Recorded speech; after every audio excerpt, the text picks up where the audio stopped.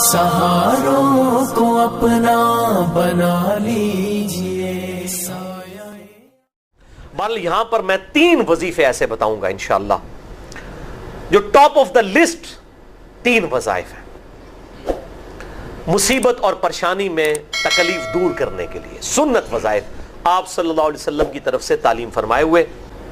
पहला वजीफा है ये ला इलाहा इल्ला अंता सुब्हानका इन्नी कुन्तु मिनज़्ज़ालिमीन का। ला इलाहा इल्ला अंता सुब्हानक, नहीं है कोई माबूद सवाए तेरे और तू तो पाक है अल्लाह, तू तो गलती कर ही नहीं सकता। इन्नी कुन्तु मिनज़्ज़ालिमीन, बेशक मैं ही खताकार हूं, मैं ही जुल्म करने वाला हूं, मैं ही गलती करने वाला हूं। जामिया तिर्मिज़ी में इंटरनेशनल नंबर के मुताबिक 3505, मिशकात में 2292 नंबर ये हदीस है, और कुरान हकीम में तो हम पढ़ चुके हैं सूरतुल अंबिया आयत नंबर 87 और 88 में। आप सल्लल्लाहु अलैहि वसल्लम ने इरशाद फरमाया कि यूनुस अलैहिस्सलाम ने मछली के पेट में अपने रब को इन अल्फाज के साथ पुकारा था, ला इलाहा इल्ला अंता सुब्हानका इन्नी कुन्तु मिनज़्ज़ालिमीन। और फिर आप सल्लल्लाहु अलैहि वसल्लम ने फरमाया कि जो कोई शख्स अपने किसी भी मामले में, किसी भी परेशानी में इस दुआ के जरिए अल्लाह की तरफ मुतवज्जे हो, अल्लाह ताला उसकी दुआ को कबूल फरमा लेता है। और कुरान में भी आ गया ना, कज़ालिका नुनजिल मुमिनीन। और कितना बड़ा फतवा आया मेरे भाइयों, सूरह अस-साफ़ात 143 144, फलौला अन्नहु काना मिनल मुसब्बिहीन, अगर यूनुस हमें इन अल्फाज में हमारी तस्बीह ना करता, ललबिसा फी बतनिही इला यौम युबअसून, तो मछली के पेट में क़यामत तक मछली के पेट में रहता। अगर इस तरह ना हमें पुकारता, उसकी कब्र मछली का पेट बन जाती। यानी ये इतना अताब, और वो दूर हो गया इस दुआ से, बहुत बड़ा अस्माए आज़म में से है। तो ये बेहतरीन दुआ, बेहतरीन वजीफा, अस्माए आज़म में से बेहतरीन चीज, और सबसे बढ़कर जो मैंने बात की कि बेहतरीन इस्तिग़फ़ार, अल्लाह से तौबा मांगने का बेहतरीन जरिया। आप देखें अल्लाह ताला की क्वालिटी को किस तरीके से उन्होंने अपने लिए जो है वो जरिया बनाया निजात का। कहते हैं ना, वो किसी के इंस्टिंक्ट पे बात करना, किसी की जिबिल्लत पे। उन्होंने अल्लाह तबारक व तआला की एक खास क्वालिटी थी जिसके साथ उन्होंने अल्लाह की तरफ दुआ की। वो क्या? बड़ी इंटेलेक्चुअल दुआ है, ला इलाहा इल्ला अंत, अल्लाह तेरे सिवा कोई माबूद नहीं है। ये तौहीद को पहले नंबर पे ले गया। अंत सुब्हानक, अल्लाह तू तो पाक है, तू तो गलती कर ही नहीं सकता क्योंकि तू तो पाक है। इन्नी कुन्तु मिनज़्ज़ालिमीन, मैं तो इंसान हूं, मैं तो गलती करूंगा। अब जब अल्लाह ताला को आप इस तरीके से कहेंगे, अल्लाह तेरे को तो गलती नहीं होती, मैं तो बंदा बना तो गलती तो करांगा, क्या जबरदस्त अंदाज है अल्लाह को पुकारने का। इस पे फिर निजात ही मिलनी थी ना।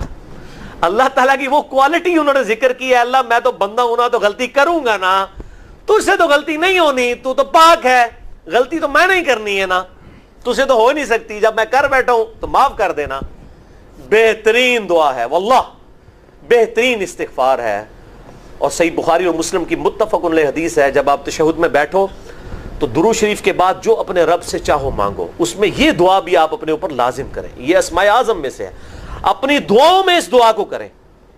दुआ की कबूलियत के लिए ये आप समझें अल्लाह ताला की तरफ से कैटलिस्ट है, जिसे हम वो केमिस्ट्री में कहते हैं कैटलिस्ट, केमिकल रिएक्शन को तेज करने वाला, ये कैटलिस्ट है। ला इलाहा इल्ला अंता सुब्हानका इन्नी कुन्तु मिनज़्ज़ालिमीन। दूसरा वजीफा, वो भी जामिया तिर्मिज़ी में इंटरनेशनल नंबर के मुताबिक 3524 नंबर हदीस है, लेकिन तिर्मिज़ी का तरीक जो है वो ज़ईफ है। ये मैं पहले बता दूं, इमाम तिर्मिज़ी ने साथ लिखा है ये रवायत कमजोर है, लेकिन जरूरी नहीं होती कि रवायत अगर तिर्मिज़ी में कमजोर है तो कहीं और वो रवायत सही नहीं मौजूद है।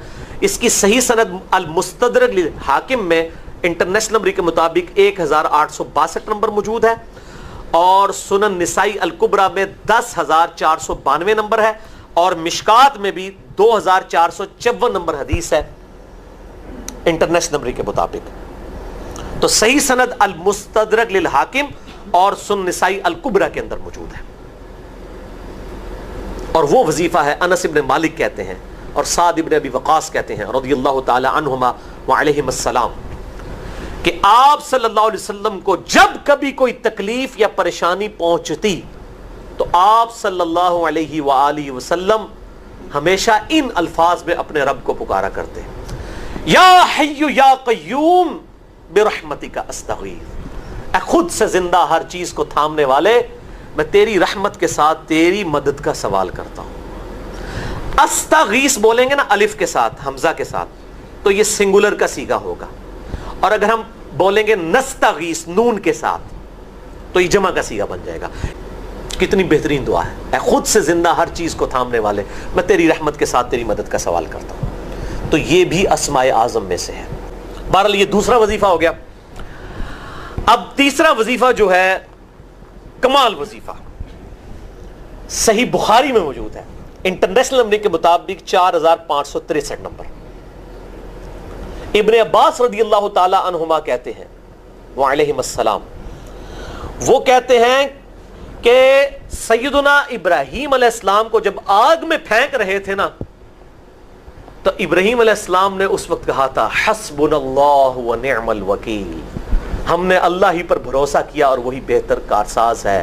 اور تمہارے نبی صلی اللہ علیہ وسلم کو بھی جب مصیبت اور پریشانی آتی تھی وہ بھی پڑھا کرتے تھے حسبنا اللہ ونعم الوکیل، ہم نے اللہ ہی پر بھروسہ کیا اور وہی بہتر کارساز ہے۔ اس کے بعد وہ شعر جو بنا دیا نا، نعم المولا ونعم النصیر، ویسے الگ سے آیت ہے، الگ سے آیت ہے، لیکن یہ شعر نہیں بنانا، بس اتنا ہی وظیفہ ہے، حسبنا اللہ ونعم الوکیل۔ اور یہ جو انہوں نے کہا کہ نبی صلی اللہ علیہ وسلم بھی یہ کہتے تھے، اس کا ذکر الحمدللہ قرآن میں بھی موجود ہے، اس سے بھی بڑھ کر سورہ آل عمران کی 173 نمبر آیت میں ہے کہ جب نبی صلی اللہ علیہ وسلم اور اہل ایمان کو یہ خبر پہنچی کہ کافر ان کے خلاف سازشیں کر رہے ہیں، تو نبی اور اہل ایمان نے پکارا حسبنا اللہ ونعم الوکیل۔ تو حسبنا اللہ ونعم الوکیل قرآن کی آیت بھی ہے، اور یہ ہے وہ آیت، وظیفہ قرآن میں آیا ہوا ہے، یہ آل عمران 173 اور صحیح بخاری 4563۔ اور مجھے بڑا وجد آیا کہ ابراہیم علیہ السلام کو جب آگ میں پھینکنے لگے تھے، انہوں نے اس وقت اللہ کو ان الفاظ کے ساتھ پکارا حسبنا اللہ ونعم الوکیل۔ اچھا، یہ جتنے بھی وظیفے ہیں نا میرے بھائیوں، ان کا فائدہ اسی وقت ہے جب آپ کو ترجمہ بھی ان کا آتا ہوگا، ورنہ آپ روزانہ جتنی مرضی تسبیح کھینچتے رہے کوئی فرق نہیں پڑے گا۔ اس لیے میرا ایک پرسنل مشورہ ہے کہ جب بھی یہ وظیفے پڑھیں نا آپ، اردو ترجمہ بے شک آتا بھی ہونا، ایک دفعہ اپنی زبان میں اس کو ریپیٹ کریں، یعنی آپ پڑھیں حسبنا اللہ ونعم الوکیل، میں نے اللہ ہی پر بھروسہ کیا اور وہی بہتر کارساز ہے۔